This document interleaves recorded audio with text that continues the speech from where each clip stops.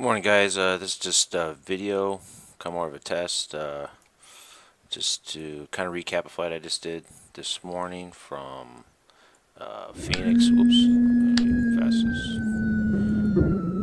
Hold on here, let me rewind. Okay, there we go. I'll show this around here. So this is King Air 200. I'm sitting here at Phoenix. I just did a short flight with FSeconomy over to, where did I go?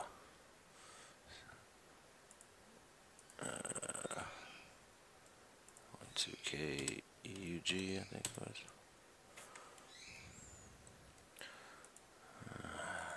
God. Yeah, I went over to, Glendale Municipal from Phoenix. It was only maybe like a 10 nautical mile flight, but it was just more just a test. Trying to get everything kind of work together. I've pretty much, I had FSX and Xplane both installed at the same time, but I finally just kind of, for now, deinstalled FSX because I just, I don't know, I'm just kind of got to the point I kind of overflying 737 flights, Southwest flights. So I'm just going to try something different, try more of the general aviation route, have a little more variety, and so I'm just trying the FSeconomy with more general aviation, and the in some ways I really kind of gotten burned out of FSX. You know, I've been flying probably sim-wise probably for, I don't know, decades, but you know, and I've enjoyed FSX, but I've gotten to the point I just need a little bit. I think it's FSX has gotten to the point where it's kind of run its course, and I think I'm looking for something a little bit different to keep my interest in simming, because really at this point kind of got to the point where I'm pretty much burnt out of FSX, and that happens I think to all of us that are sim pilots, that you know, there's a certain point you have to almost force yourself to keep flying. So I think the Xplane has really kind of perked my interest back into sim flying. And one of the main reasons, I mean, I'm not a programmer and I don't know all the reasons why, but the turboprops are just, they fly so much better than FSX. I think FSX has some bugs where you get a lot of surges with the turbo engines. Like they just don't respond like realistically like they should. And the startup, you know, Xplane seems to have a lot more realistic startups as far as you know, introducing the gas and not having all those kind of crazy surges that you get with FSX, and it kind of just takes away from the immersion, I think. But and there's something it's hard for me to articulate, but there's something about Xplane where you're flying, it just feels real. You know, I don't know what it is. I guess I know they do it a different way than FSX as far as simulating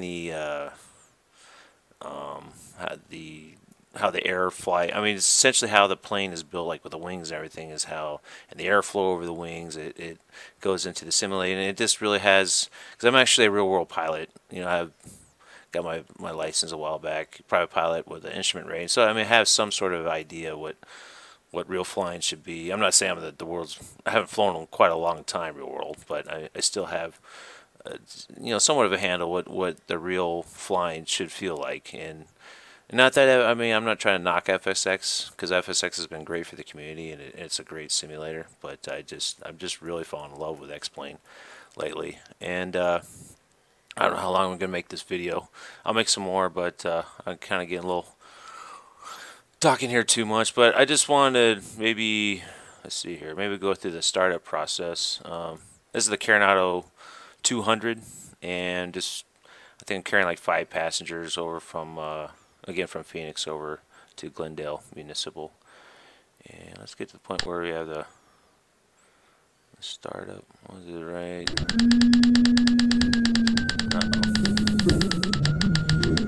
This replay's not working right.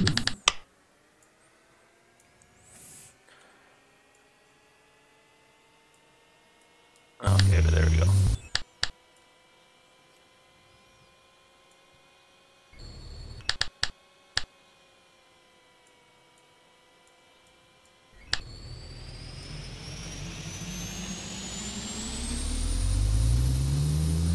So you can can see there, I think I waited till the turbine got to about 20, then introduced the gas. I'm not sure. I haven't. Right now, I'm just kind of testing out, so I'm not really following the checklist probably the correct way. But I'm just waiting for, you know, the turbine speed to get up to about 20 on the NG, and then I introduce the gas, and then wait for it to get up about 50, and then I go full high RPM, and then once the engine stabilizes, going back to low idle again. But it's probably not the exact correct way, and probably in the future flights I'm going to follow precisely the checklist. But just more trying to get the simulator up to speed. I've been entering a lot of different modules the last couple days, like far as Python, getting X Squawk Box working. So I actually flew this flight online with Vatsim, but there was no ATC on, but I still used in a Unicom, you know, to get up and running. And see, I'm getting the right side engine up to speed there. So let's kind of fast forward through here. Get to the 500 of the replay system of Xplane 2. It's pretty cool.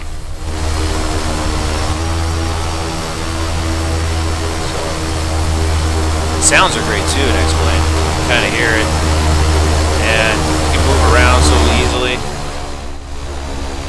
As far as different camera angles and so forth. So this is me departing at 25 left.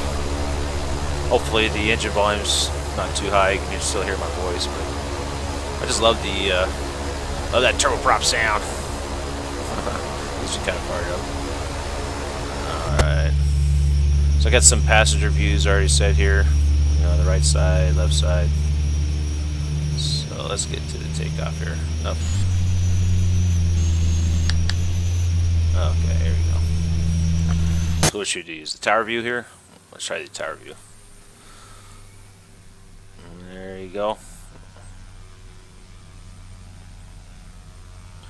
I think I got the scenery here for Phoenix from Xplane.org. So I mean, some of this freeware. I mean, Xplane.org, if you're just starting out, is a great source. Get in all your. They have, I mean, tons of just freeware stuff. You really don't have to spend a whole lot of payware to get up and running to make Xplane. Because the problem with the knock with Xplane is it doesn't provide a lot of scenery out of the box. But I mean, it's real easy to start adding airports. And one nice package I actually just installed last night was prefab airports. I think it's on Xplane.org, but it had over like 25,000 airports. And some of these smaller airports Xplane doesn't have, so it had this another package for it, just specifically for FSeconomy, that included all the airports in, and it gave them really nice taxiway signs, hangars, and so forth. And actually, you'll see when I get it over here to Glendale, that's actually, this is a prefab scenery for Glendale Municipal. And see, I mean, now that's not, this is not just this airport, it just pretty much covers any FSeconomy airport that you might fly to, the small ones, dirt strips. So let's get over there. It's about 10 miles here to the west. And there, okay, I've been entering a downwind here. And here I am on final. I swung out a little bit, but correcting here. But let's see, what view should I use?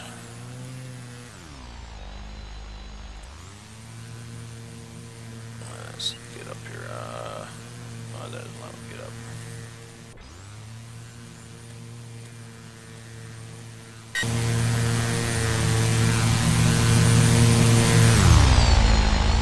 See how pretty easy to move around here.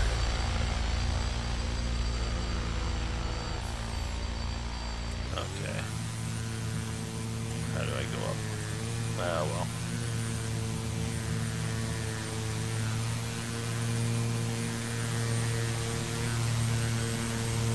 Here I am landing Glendale Municipal.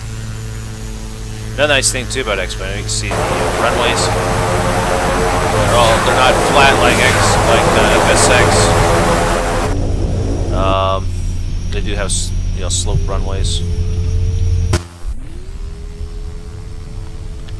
So this is kind of some of the stuff they had with with the prefab airports. You can see everything, like, you know, the Glendale hangars this way, exit A2. So really nice scenery package that I just got last night. Now, again, it was all free. I don't want to reiterate that again, you know.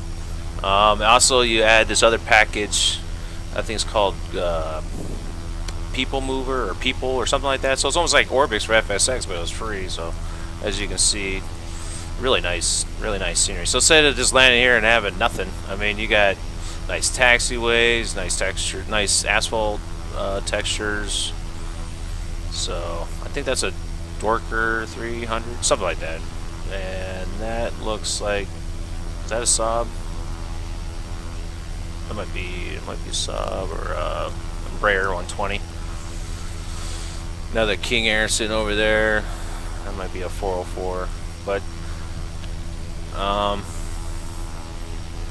yep.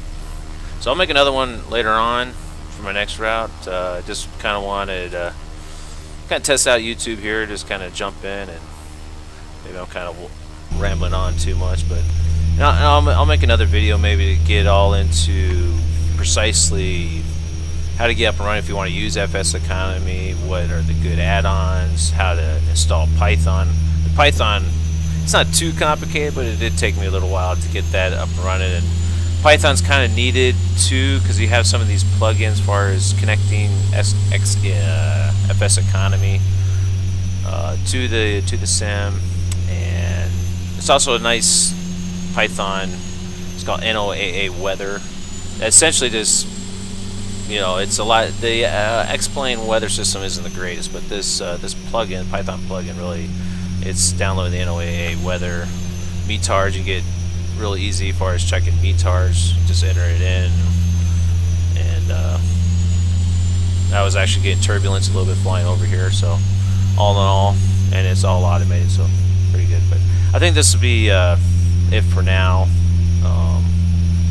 because I don't know how long I've been rambling on here for, but I'll be pulling in here.